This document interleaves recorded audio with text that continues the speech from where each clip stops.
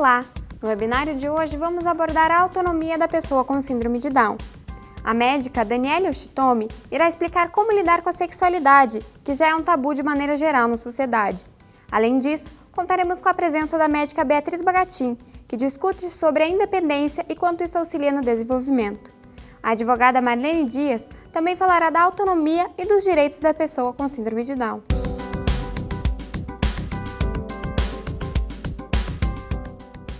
Meu nome é Daniele, sou médica, membro da Associação Reviver Down.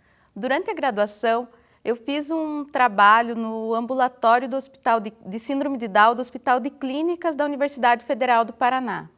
Esse trabalho deixou evidenciado o despreparo das famílias em lidar com a síndrome de Down dos seus filhos, uma vez que tratava sobre o entendimento da família acerca da síndrome de Down. Eu estou aqui para conversar sobre a sexualidade e a síndrome de Down, o papel da família. Atualmente, as pessoas com síndrome de Down têm vivido um momento ímpar, desde que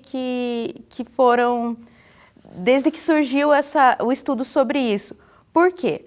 Porque através da estimulação tem se conseguido coisas que estão rompendo limites, rompendo paradigmas nas potencialidades dela. Hoje elas já não são mais vistas como pessoas extremamente limitadas. Elas têm relatos de pessoas com síndrome de Down que conseguem ser alfabetizadas numa idade muito próxima, e às vezes até igual a uma pessoa sem síndrome de Down. Jovens com síndrome de Down buscando e lutando pela sua autonomia, inclusive trabalhando. Tem relatos, de empresários, relatos de pessoas com síndrome de Down morando sozinhas, fazendo faculdades. Então é um momento que nunca se viu antes. Mas e a sexualidade? Tem sido trabalhado com essas pessoas? Desde 1975, a Organização Mundial de Saúde já dizia que a sexualidade é um direito do deficiente.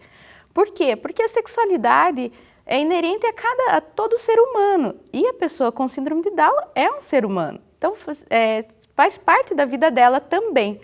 Só que falar sobre sexualidade já é difícil para a pessoa sem síndrome de Down. Quando se associa a síndrome de Down, então se torna muito difícil. E muitas vezes a família, por medo, por não saber abordar ou por insegurança, acaba relegando esse assunto como se ele não existisse, deixando as pessoas com síndrome de Down muito vulneráveis a situações de risco. Porque uma pessoa que não é ensinada, que não é trabalhada esse assunto dentro da sua casa, ela vai buscar essa informação em outro lugar. Ela vai passar por situações que ela não precisaria passar se ela tivesse protegida, se ela soubesse como lidar. As famílias têm muitas dúvidas sobre quando abordar esse assunto. A sexualidade ela deve ser abordada em todos os momentos da vida de uma pessoa. Desde a infância, quando a criança começa a descobrir o seu corpo, nominar os órgãos, já faz parte, porque a sexualidade não é apenas uma relação sexual. A sexualidade ela faz parte de toda uma dinâmica que envolve maturação física, envolve relacionamentos, aspirações sociais, a imagem que tem de si, a descoberta do corpo. Então, é um assunto que deve ser abordado em todos os momentos. Na fase da adolescência, quando o adolescente acaba tendo maiores impulsos sexuais, explicar para ele o que está acontecendo, as transformações que o seu corpo está passando. Isto não deve ser vivido com angústia. Quando a pessoa não sabe o que está acontecendo, ela pode ter muita angústia, ter muito sofrimento por um processo que deveria ser natural, porque todos passamos por isso. E na vida adulta, aquela pessoa que nunca foi trabalhado esse assunto, ainda dá para trabalhar? Dá. Sempre tem possibilidades, sempre tem formas de conversar. E quem deve trabalhar a sexualidade com a pessoa com síndrome de Down? É a família, são os profissionais que trabalham com essa pessoa, é o médico responsável, é a escola. Todos devem trabalhar. Todos, cada um tem o seu papel, mas a família tem que ser protagonista nesse trabalho. Por quê? Porque é a família que vai passar os valores em que acredita e vai fazer a transição de uma forma segura para que essa pessoa possa viver sua sexualidade de uma forma plena e feliz. Então, é muito importante que a família, os profissionais, a escola, falem a mesma linguagem, estejam prontos, conversem, dialoguem e tentem seguir a mesma linha para não confundir essa pessoa.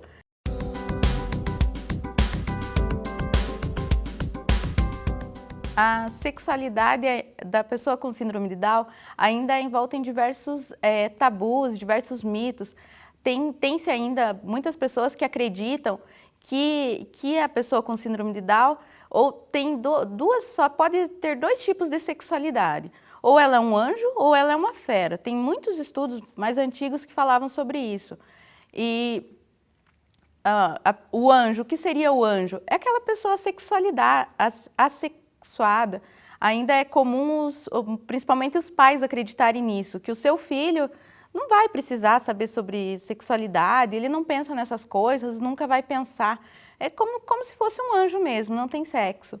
E, por outro lado, isso já parte um pouco mais dos profissionais, ver a pessoa como hipersexuada, que ela não consegue reprimir seus impulsos, precisa ser contida, precisa evitar se falar sobre o assunto para não despertar nenhum tipo de interesse. É isso? Claro que não. A pessoa com síndrome de Down, como eu já falei, é uma pessoa que tem a sexualidade como todo mundo. O que acontece muitas vezes é que por desconhecimento e por despreparo, ela acaba tendo uma inadequação na forma de se expressar. Não sabe o momento, não sabe quando. Mas por quê? Porque ela tem uma sexualidade diferente? Não, porque ninguém trabalhou isso com ela. Então são assuntos que devem ser trabalhados e a pessoa com síndrome de Down, não podemos esquecer que ela tem o direito de ter a sexualidade dela desenvolvida de uma forma plena e satisfatória, para que se evite situações que vemos através de mídia ou ouvimos falar de abuso, de gravidez indesejada, de pessoas com síndrome de Down tendo comportamentos inadequados que poderiam ser evitados.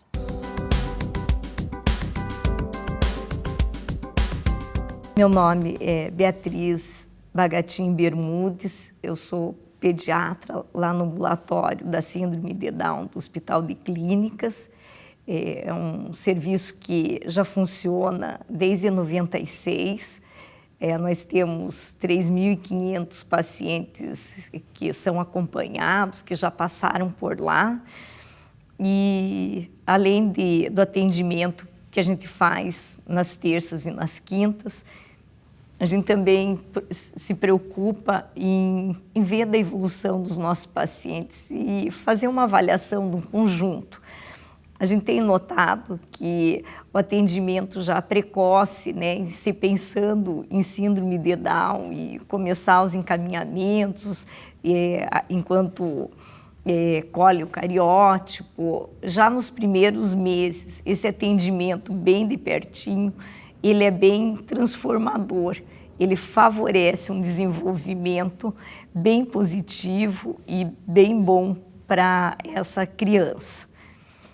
A gente nota também que aqueles que vêm mais tardiamente acabam tendo uma evolução melhor do que se eles não tivessem um atendimento. Então, esses dias mesmo, a gente teve um menino que agora está morando com a irmã, depois que os pais faleceram. Ele já tem 30 e poucos anos, mas a irmã deu uma atenção, um jeito diferente do que os pais davam. E ele quase não falava nada, mas a gente pediu que fizesse fono, que fizesse todo aquele atendimento naquela rotina que o Ministério da Saúde mesmo do Brasil tem o protocolo. E a gente vê que ele está outro, assim, a atitude, ele voltou a fazer fisioterapia para ter uma marcha mais, assim, ergométrica, mais fisiológica, e deu, nossa, tudo certo. Ele tem falado palavras, aumentado muito esse vocabulário dele, então está muito mais feliz do que quando ele chegou lá. Então, sempre é hora, mas quando é já bebezinho, ainda é melhor, porque a neuroplasticidade é mais efetiva. Então, o cérebro acaba se transformando de um jeito que facilita, então, muito essa evolução bem positiva. A gente nota também que quando os pais têm uma escolaridade assim boa, ou eles se esforçam assim para ainda continuar melhorando, afinal ter filhos não é parar a vida, né? Assim tem que continuar a ter os sonhos da gente como pai, como mãe. Então, a escolaridade, ou indo, se profissionalizando sempre melhor também, então, não perder a identidade, né? Tem que continuar assim a crescer, que daí o filho acaba tendo uma referência bem prática. Além disso, então, mães que trabalham, a gente nota que os filhos parecem que evoluem assim melhor do que quando a mãe fica só em casa, né? Então, não precisa, se a mãe já trabalha, ela pode, claro, organizar a carga horária, talvez, né? Melhorar para poder dar uma atenção àquele filho, mas talvez não parar totalmente, né? Tem que continuar os sonhos.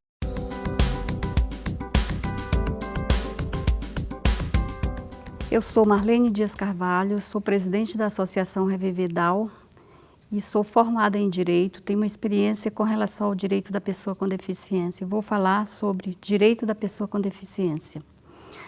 Primeiramente, eu gostaria de destacar que o Brasil é signatário da Convenção da ONU sobre o Direito das Pessoas com Deficiência e, como tal, ele assumiu ser parte na convenção desses direitos e assegurar a todas as pessoas com deficiência que serão cumpridos todos os princípios da Convenção dos Direitos da Pessoa com Deficiência.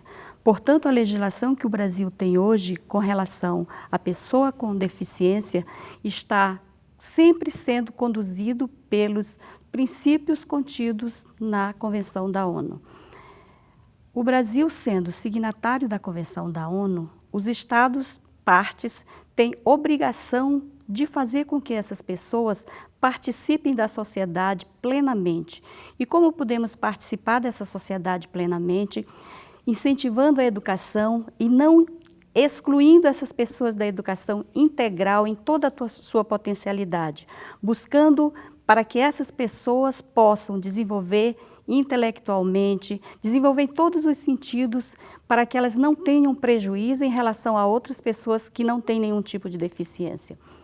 O Brasil tem hoje 45,6 milhões de pessoas com algum tipo de deficiência, que seja motora, intelectual, auditiva, e essas pessoas têm direito de plenamente estar inserida, quer seja na escola, no mercado de trabalho. Para que elas cheguem ao mercado de trabalho, elas têm que ter tido uma formação na escola. Para isso, as escolas têm que dar as condições objetivas para que essas pessoas possam desenvolver na sua integralidade, na sua potencialidade. E isso elas têm condições. Hoje nós sentimos uma dificuldade muito grande das pessoas com deficiência intelectual que a Associação Reviver luta para que elas sejam incluídas no mercado de trabalho e nas escolas. Essas pessoas, existe uma dificuldade muito grande da escola aceitar. Sempre diz, olha, nós não temos vagas para pessoas, porque nós não temos não temos pessoas formadas para lidar com elas. Os pais, quando receberam os filhos, também não tinham condições, eles não sabiam como lidar. Então, as condições objetivas, a convivência com aquelas pessoas com deficiência intelectual, foi que levou esses pais a poderem interagir com essas pessoas. As escolas têm a obrigação de ter as condições objetivas para o desenvolvimento integral dessas pessoas com deficiência intelectual. Nós, da Associação Reviver, estamos sempre imbuídos no propósito de sempre ajudar a apoiar os pais que têm dificuldade nas escolas, em que uma escola renega uma criança com síndrome de Down, dizendo que não tem vaga ou que não está preparado para recebê-la. O nosso objetivo sempre é buscar com que essa escola receba essa pessoa e seja orientada. Nós, dentro da associação, temos muitos profissionais que trabalham de forma voluntária e com muito amor, que se predispõem aí nessas escolas e ajudam ajudar esses profissionais. Então, não há desculpa para que a escola não receba uma pessoa com síndrome de Down. Então, nós não aceitamos, em hipótese nenhuma, a escola dizer que os seus profissionais não estão formados, eles terão que ter uma pessoa, sim, com condições objetivas para ajudar os nossos filhos. Por outro lado, se negam a escola para essas pessoas, como eles serão integralizados no mercado de trabalho? Se eles não estudarem, se eles não buscarem um conhecimento, se eles não se desenvolverem intelectualmente, como poderão entrar no mundo do trabalho? Portanto, nós precisamos das escolas para que elas nos ajudem a que os nossos filhos possam entrar no mundo do trabalho. E para entrar no mundo do trabalho tem que ter conhecimento mínimo. E é isso que a gente luta. Por conta dessa luta que nós temos, hoje a nossa associação faz parte do Fórum dos Direitos da Pessoa com Deficiência e do Fórum da Inclusão no Mundo do Trabalho. É essa luta que nós temos que tem nos levado a muitas empresas a buscar pessoas na Associação Reviver Down com síndrome de Down para o mercado, para trabalhar nas suas empresas. E isso nós, graças a Deus, temos encontrado algum espaço em algumas grandes empresas, que inclusive se propõem a fazer a formação dessa pessoa para trabalhar dentro daquilo que eles precisam. E é isso o nosso diálogo com essas empresas. Se os nossos jovens não estão preparados para a sua empresa, eles têm condições de ser preparados. Então, faça um curso de formação que ele será inserido dentro desse objetivo que você tem na sua empresa. Há também uma preocupação muito grande com as empresas acharem que empregar uma pessoa com deficiência, ela tem estabilidade. Isso não é verdade. Uma pessoa com deficiência intelectual, ela entra numa empresa porque existe uma lei de cotas. Essa lei de cota ela tem que ser cumprida. E se a empresa não cumpre essa lei de cota, ela pode ser punida com sanções de multa. Para que ela não seja punida, ela tem que ter o percentual previsto naquela legislação. Então, nós estamos sempre vigilantes para que essas empresas, se elas admitiram uma pessoa com síndrome de Down e essa pessoa não correspondeu às expectativas dentro daquele prazo de contratação determinada, quando chega ao final, ele pode sim demitir, ela não tem estabilidade. Entretanto, ele está obrigado a contratar uma outra pessoa no mesmo nível de deficiência que ele demitiu. Do dia 15 a 17 de outubro, você poderá participar do 7º Congresso Brasileiro sobre Síndrome de Down em Curitiba. Convidamos a todos para acompanhar o evento e entrar em contato com profissionais das mais diversas áreas para esclarecer as dúvidas e conhecer mais sobre a Trissomia 21.